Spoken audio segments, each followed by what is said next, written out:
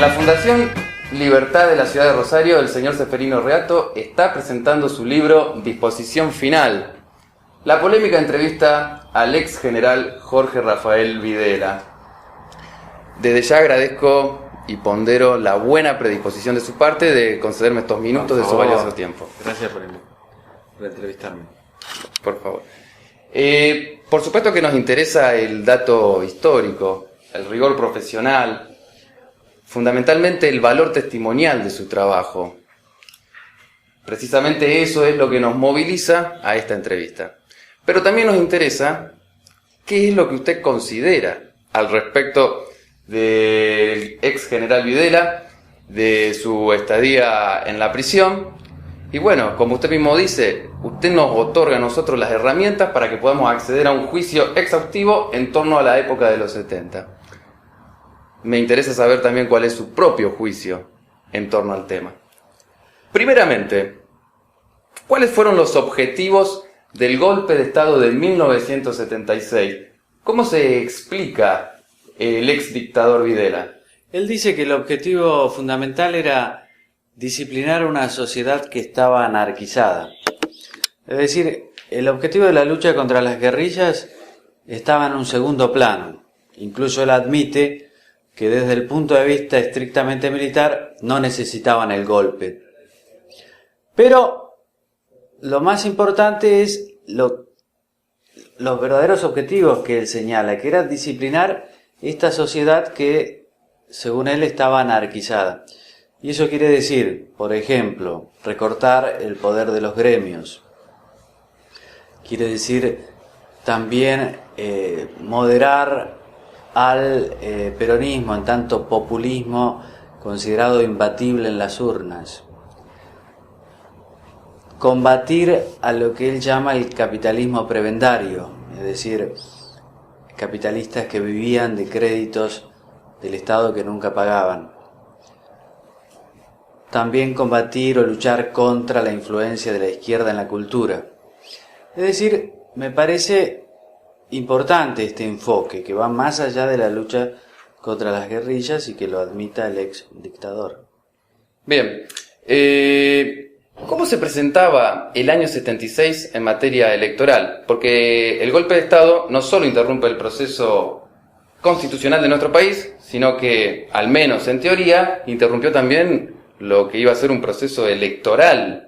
Era año electoral el 76. Claro, ¿Estaban armados los partidos políticos? ¿Había campañas políticas? No, todavía no había empezado la campaña, pero a pedido de la oposición el gobierno ya había consentido, el gobierno constitucional del peronismo, en adelantar las elecciones para octubre del 76. O sea, la campaña estaba por empezar. De todos modos, ya se hablaba de golpe desde hacía muchos meses. ¿Por qué? Porque el gobierno de Isabel Perón literalmente se estaba cayendo, en el sentido de que no era eficaz en la economía, había desabastecimiento, inflación, y tampoco en la política. Había lucha política, pero en el verdadero sentido de la palabra lucha, es decir, muertes de izquierda, de centro y de derecha. En el 75 murieron 1065 personas por razones políticas. ¿Atentados? Atentados, con bombas, emboscadas, terrorismo, tiroteos. Había guerrillas, había dos grupos guerrilleros muy fuertes, Montoneros y el Ejército Revolucionario del Pueblo, y de eso por el bando izquierda, digamos, la banda izquierda. Por la banda derecha había un aparato paraestatal, que era la AAA, que era un grupo paraestatal, que había nacido, digamos, de la mano del ex ministro de Bienestar Social, José López Rega, y había otras bandas civiles y sindicales también. Parte de la violencia se expresaba dentro del movimiento peronista, es decir, el peronismo estaba tan dividido que la izquierda peleaba contra la derecha y la derecha contra la izquierda, dentro y peleaba del de verdad, dentro del movimiento. ¿Para qué? Para controlar el movimiento que además estaba en el gobierno. Y fuera del justicialismo también había violencia. A izquierda, el ERP, y a derecha, grupos civiles por lo que se sabe, civiles y con complicidad con algunas fuerzas de seguridad, por lo menos. Es decir, era un escenario desastroso, un gobierno que se caía a pedazos. Las Fuerzas Armadas, especialmente el Ejército, habían recuperado mucho poder y es el momento de mayor poder, de mayor autonomía del Ejército, el 24 de marzo del 76. Entonces, se llega al golpe militar con el apoyo de muchos sectores, de muchos ciudadanos, de empresarios, de una parte del sindicalismo, de otra parte del peronismo, del radicalismo y del Partido Comunista. El Partido Comunista, por ejemplo, estaba a favor de Videla, lo consideraba un moderado, y el Partido Comunista decía que la salvación nacional pasaba por un gobierno cívico-militar. Es decir, es un periodo donde el ejército tiene mucho poder, a diferencia del actual. Por eso la pregunta me parece tan importante. Recrear siempre el contexto de los hechos, porque si no, no se entienden. En rigor. Para usted, ¿hubo una guerra? Por supuesto que entendemos que el ex general Videla en prisión respondería de forma afirmativa.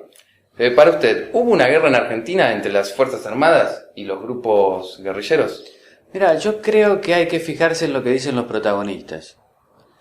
Porque ahora, digamos, una opinión sobre lo que pasaba es relativamente fácil. Es como acertar los pronósticos deportivos con el diario del lunes. Videla dice que hubo una guerra. Firmenich, que era el líder de Montoneros, también. Santucho, que era el líder del ERP, también. Dice que había una guerra civil. Santucho después fue muerto. Pero Firmenich vive y nunca ha desmentido esa opinión, que la ha dado hasta por escrito, en el sentido de que era una guerra. Ahora, yo creo también que la palabra guerra no inhibe un aspecto importante. Aún las guerras tienen sus leyes que hay que respetar. Es decir, las violaciones a los derechos humanos no se justifican en el supuesto de que hubiera existido una guerra. Que eso me parece también importante. Y no se justifican de ningún lado, pero especialmente desde el Estado. Yo creo que el Estado, al violar los derechos humanos de los ciudadanos, eso no puede ser justificado en ninguna situación, aún en una situación de guerra. Brevemente, si es posible, ¿por qué hay mucha gente empeñada en negar que existió una guerra entonces? Porque creo que para los organismos de derechos humanos y el oficialismo, ellos creen que si reconocieran que hubo una guerra, le estarían dando legitimidad a la represión desde el Estado. Creo que los militares piensan que en una guerra todo está permitido. Todo vale. Según ellos, dicen ahora. Y que lo único que hay que perseguir es el triunfo. Yo no tengo esa opinión. Yo creo que aún en una guerra hay leyes que hay que respetar.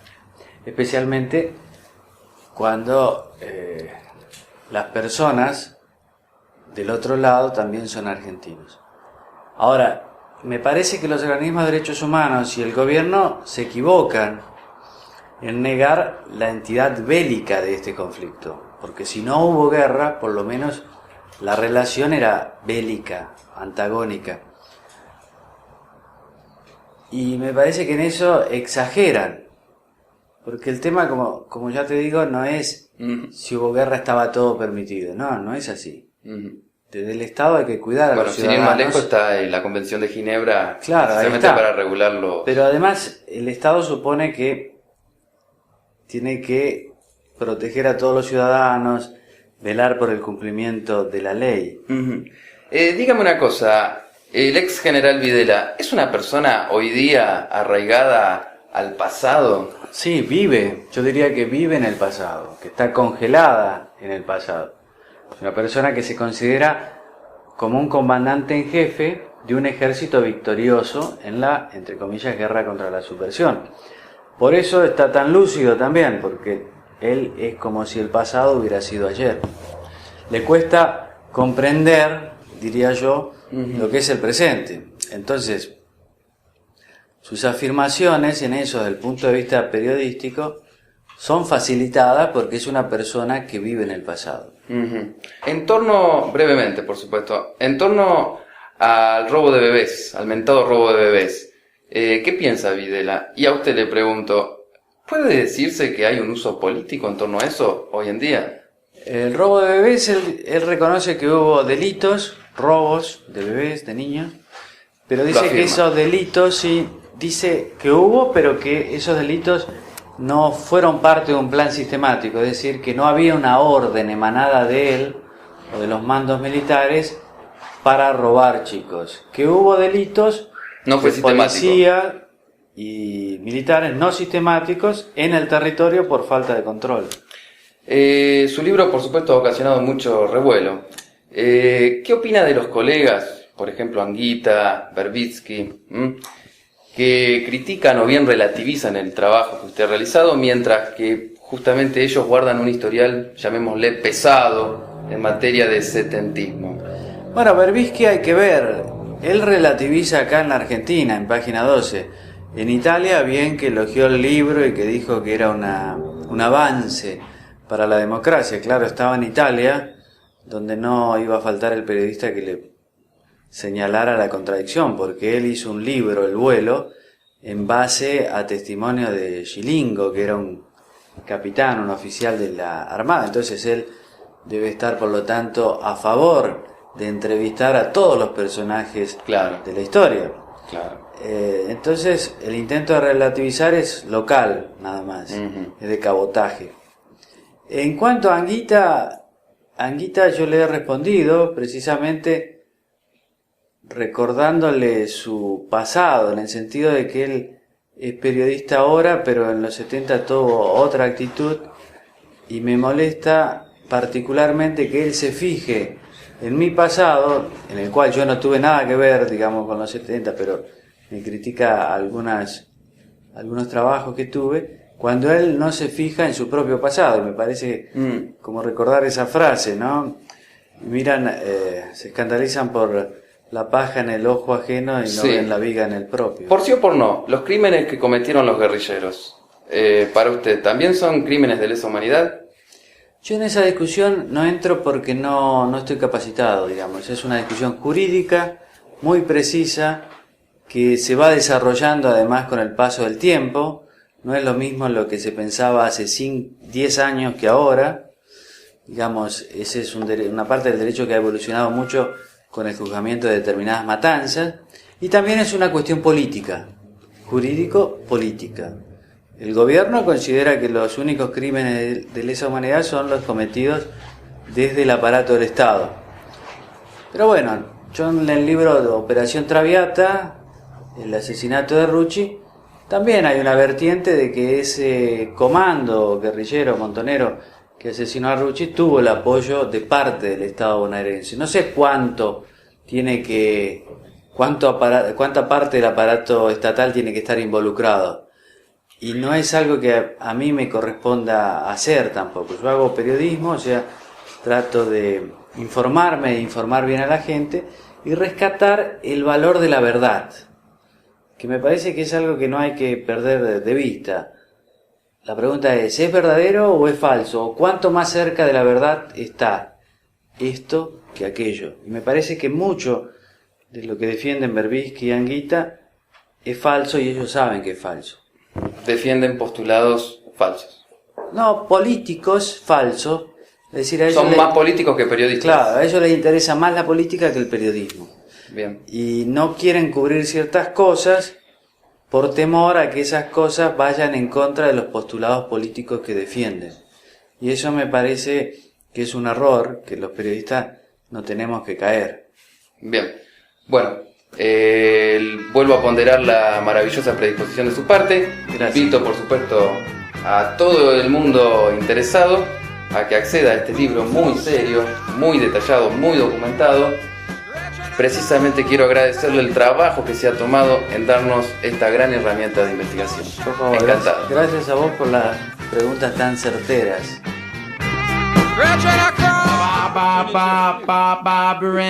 Oh,